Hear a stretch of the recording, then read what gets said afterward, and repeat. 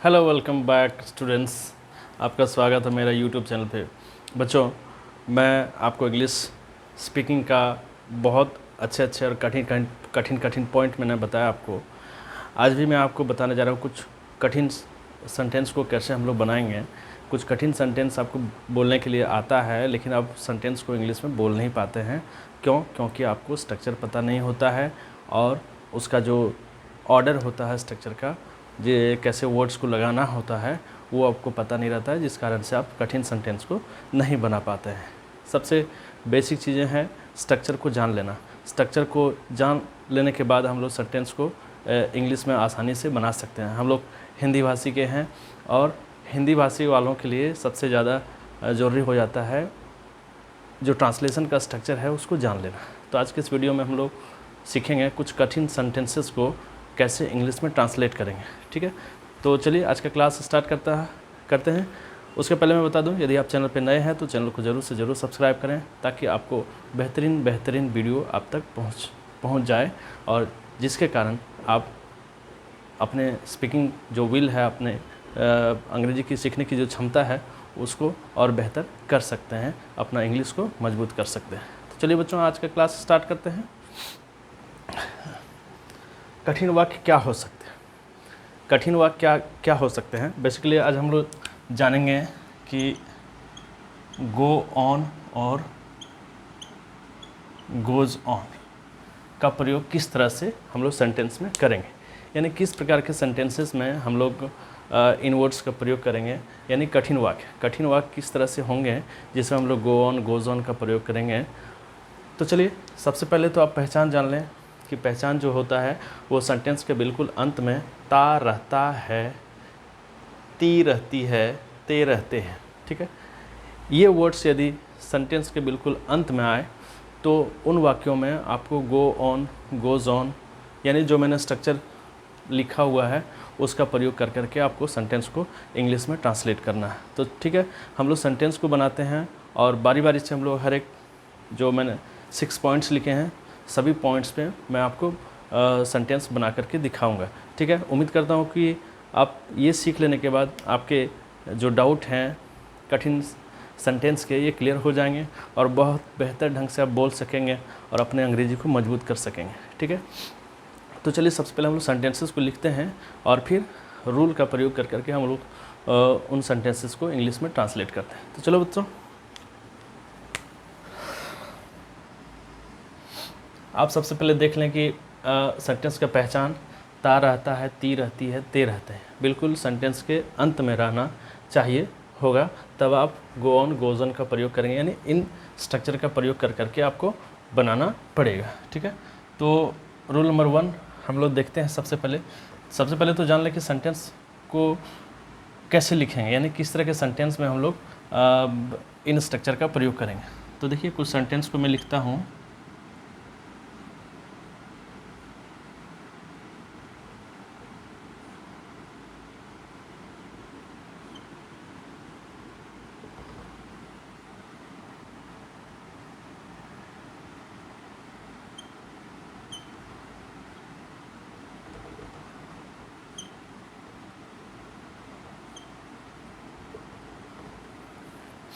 ठीक है, मैंने 2 सेंटेंसेस को लिखा है।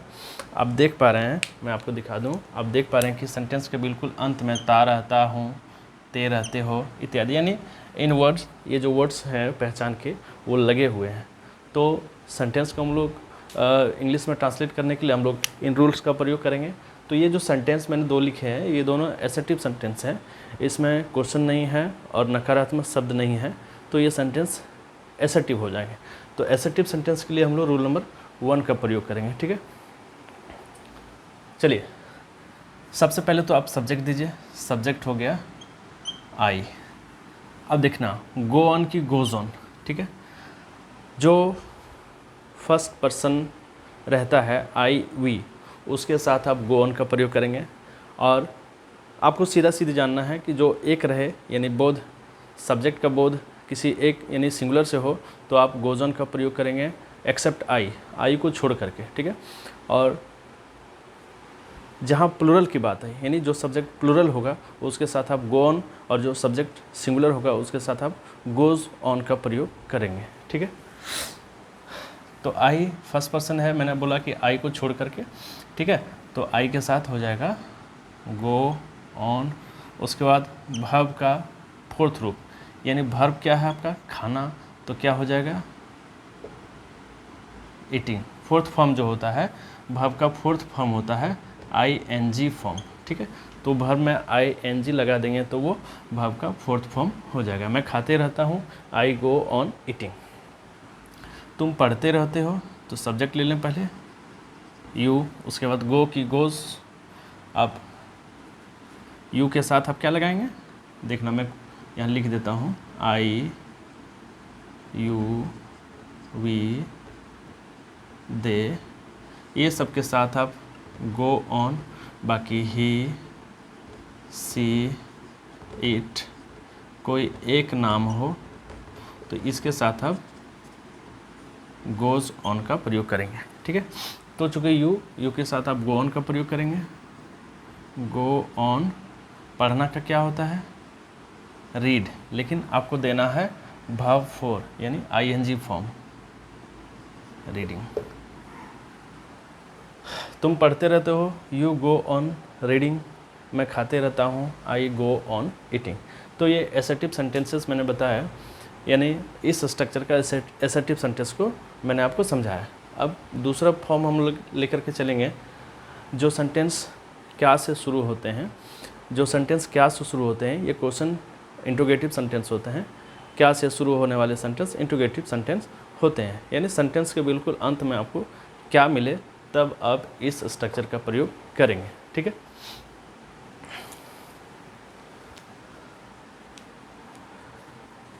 मैं इसी सेंटेंस को कोशिश करूंगा आपको इसी सेंटेंस के माध्यम से समझाने का।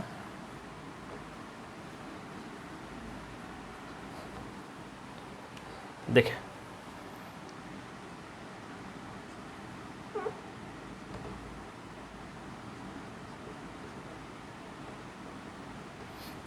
मैंने इंट्रोगेटिव सेंटेंस बना दिया। वही सेंटेंस को क्या मैं खाते रहता हूँ क्वेश्चन मार्क, क्या तुम पढ़ते रहते हो क्वेश्चन मार्क, यानी ये दोनों इंट्रोगेटिव सेंटेंस हो गए।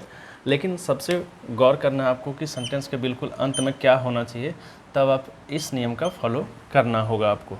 ठीक है, तो सबसे पहले आप देख लें, डू डज है। डू डज है यानी जिसके साथ गो ऑन लगाएंगे उसके साथ डू, जिसके साथ गोज ऑन लगाएंगे उसके साथ डज। ठीक है, अब देखें सब्जेक्ट, सबसे पहले सब्जेक्ट के अनुसार डू और डज आता है। तो सब्जेक्ट क्या है आई, आई के साथ क्या लगेगा डू, तो डू को आप आगे करेंगे।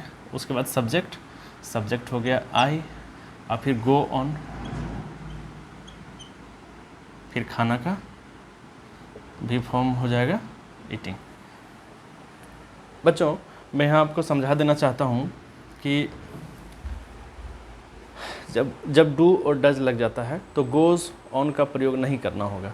डू और डज लग जाने के बाद आपको गो ऑन का प्रयोग करना होगा। ठीक है, उसी तरह ये इस सेंटेंस को देखना होगा आपको कि सबसे पहले सब्जेक्ट क्या है, यू है सब्जेक्ट, और यू के साथ डू, यानी सबसे पहले आप डू का प्रयोग करेंगे, फिर सब्जेक्ट देंगे, सब्जेक्ट आप पहचान लिए हैं यू, फिर गो ऑन का प्रयोग करेंगे, और फिर पढ़ना का रीड, लेकिन बिफोर हो जाएगा तो रीडिंग। ठीक है, क्वेश्चन मार्क देना होगा आपको। यदि ऑब्जेक्ट रहे तो आप सेंटेंस में ऑब्जेक्ट दे सकते हैं सेंटेंस के बाद में। ठीक, वर्ब के बाद में। क्या मैं खाते रहता हूँ, do I go on eating. क्या तुम पढ़ते रहते हो, do you go on reading. ठीक है, तो मैंने दो स्ट्रक्चर को आपको समझाया, एसर्टिव और इंट्रोगेटिव। ठीक है, नंबर 3 में हम लोग समझेंगे कि वैसे सेंटेंस जिसके बीच में WH वर्ड रहते हैं। WH वर्ड का मतलब हो गया आपकी क्यों, कैसे, कब, कहाँ, ये सारे जो वर्ड्स हैं ये WH वर्ड्स हैं। तो ये भी सेंटेंस इंट्रोगेटिव सेंटेंस होंगे।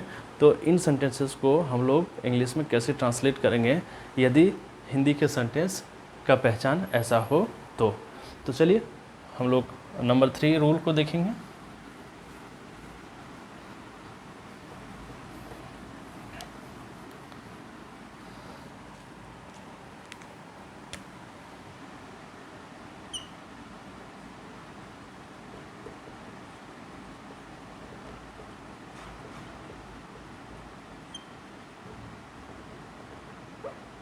तुम क्यों पढ़ते रहते हो,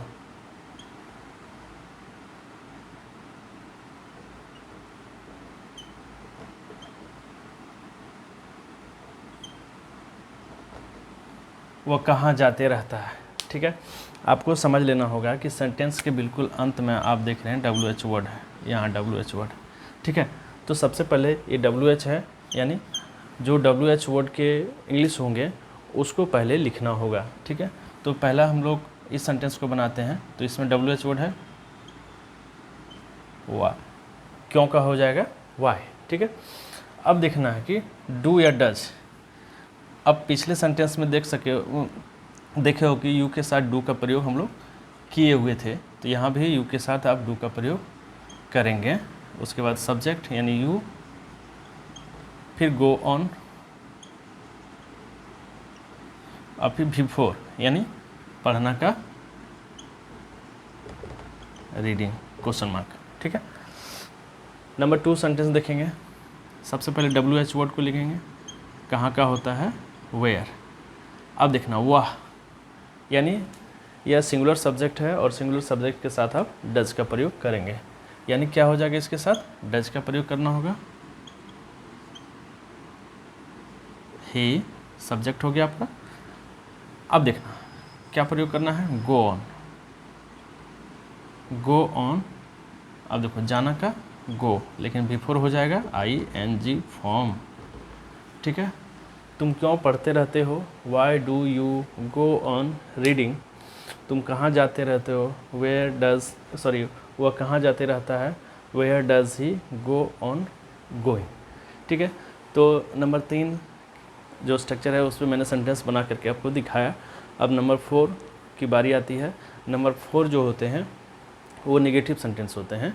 नेगेटिव सेंटेंस आपको बनाना होगा, इंग्लिश में ट्रांसलेट करना होगा इस स्ट्रक्चर वाले, तब आप नंबर 4 का प्रयोग करेंगे। ठीक है, तो सेंटेंस को लेते हैं हम लोग और नंबर 4 यानी नेगेटिव सेंटेंस को हम लोग बनाने का प्रयास करेंगे।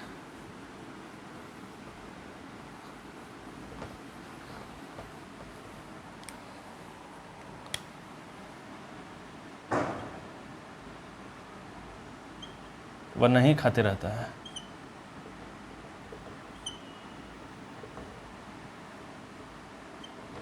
तुम नहीं पढ़ते रहते हो। ठीक है, स्ट्रक्चर जान लेने के बाद और सेंटेंसेस को बना लेने के बाद आपके जो स्पीकिंग विल है और आपके जो क्षमता है और जो चाहत है इंग्लिश को सीखने की, वो काफ़ी बढ़ जाएगा और अपने आप को आप अच्छा महसूस करेंगे इन सारे सेंटेंसेस को बना करके। ठीक है, तो आपको लगाना होगा इसमें नेगेटिव स्ट्रक्चर का प्रयोग करना होगा, यानी subject do does not go on before object. सबसे पहले आप सब्जेक्ट देख लें, यहाँ ही हो गया। अब ही के साथ हम लोग क्या लगाएंगे, सबसे पहले देखो यहाँ डू डज है, तो ही के साथ हम लोग डज का प्रयोग करेंगे, डज। उसके बाद नॉट का प्रयोग करेंगे। ठीक है, उसके बाद गो ऑन, गो ऑन। उसके बाद बिफोर यानी भर भाव का खाना, तो क्या हो जाएगा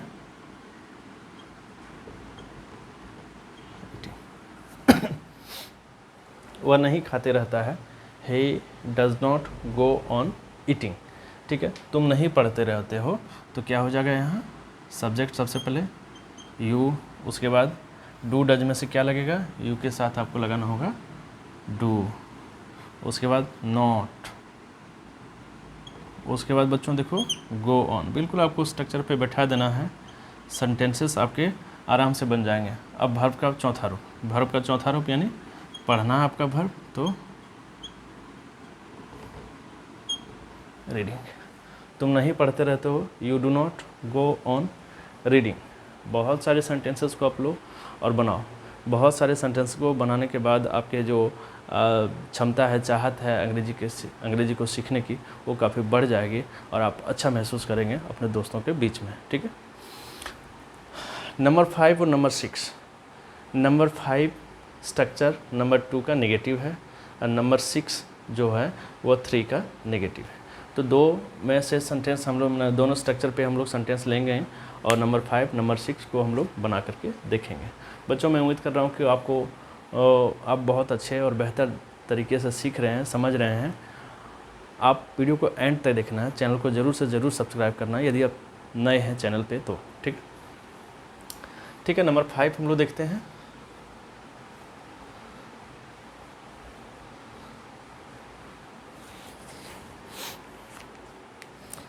नंबर 5 में क्या वाले सेंटेंस जो है ना, जो सेंटेंस क्या से शुरू होते हैं, इंट्रोगेटिव सेंटेंस जो क्या से शुरू होते हैं वो नेगेटिव रहे तो नंबर 5 का प्रयोग करना, और वैसे सेंटेंस जो WH वाले होते हैं और वो नेगेटिव होते हैं तो आपको नंबर 6 का प्रयोग करना होगा। ठीक है,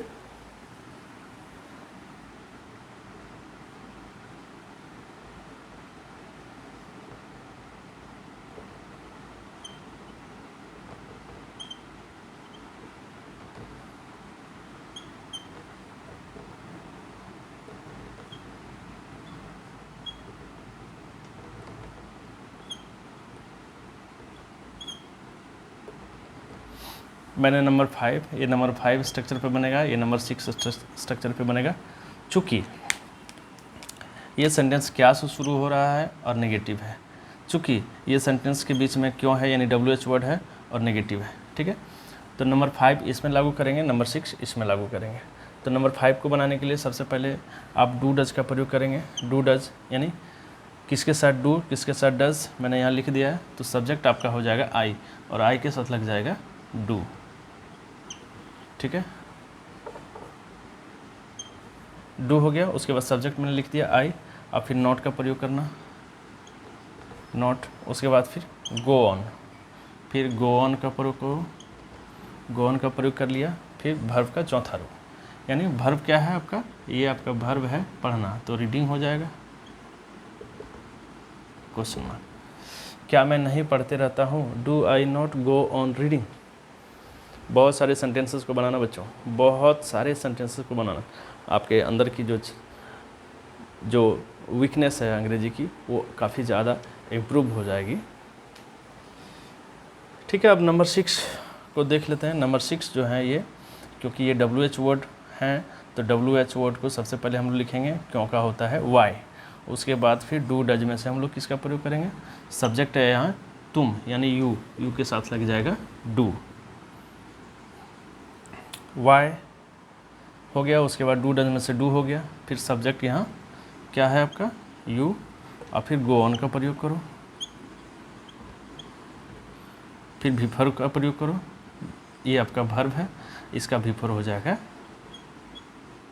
रीडिंग, यानी बिफोर जो होता है वो ING फॉर्म होता है, मैंने आपको पहले बता दिया है। ठीक है, क्या मैं नहीं पढ़ते रहता हूँ, do I not go on reading, तुम क्यों नहीं पढ़ते रहते हो, वाई डू यू, सॉरी यहाँ नॉट का प्रयोग करना होगा। अब देखो सेंटेंस में यहाँ इस स्ट्रक्चर में यहाँ नॉट का प्रयोग करना होगा। ठीक है, यहाँ पे नॉट का प्रयोग करना होगा, वाई डू यू नॉट, फिर गो ऑन, पढ़ना का हो जाएगा रीडिंग, तुम क्यों नहीं पढ़ते रहते हो, why do you not go on reading. तो बच्चों, मैं उम्मीद करता हूँ कि आपको ये वीडियो बहुत बहुत बहुत अच्छा लगा होगा, आप सारे स्ट्रक्चर को समझ लिए होंगे और इसके पहचान को समझ लिए होंगे, सेंटेंसेस कैसे बनते हैं हिंदी के वो भी समझ लिए होंगे, और उन हिंदी के सेंटेंसेस को इंग्लिश में कैसे ट्रांसलेट किया हम लोगों ने उसको भी आप बेहतर ढंग से समझ लिए होंगे, आपको कोई कन्फ्यूज़न डाउट नहीं रहा होगा। आप इन सेंटेंसेस को यूज़ कर सकते हैं अपने दोस्तों के बीच में बोलचाल के रूप में। ठीक है, अपने क्लास में अपने टीचर से बोल सकते हैं, यूज़ कर सकते हैं। अब बहुत सारे सेंटेंसेस को बनाना और बनाते बनाते आपके जो वीकनेस है इंग्लिश की वो काफ़ी ज़्यादा इम्प्रूव हो जाएगी, उसमें बेहतर सुधार होगा, यानी वो स्ट्रॉन्ग हो जाएगा। तो बच्चों, मैं उम्मीद करता हूँ आप चैनल पे जितने भी वीडियोस हैं सारे वीडियोस को आप देख रहे होंगे।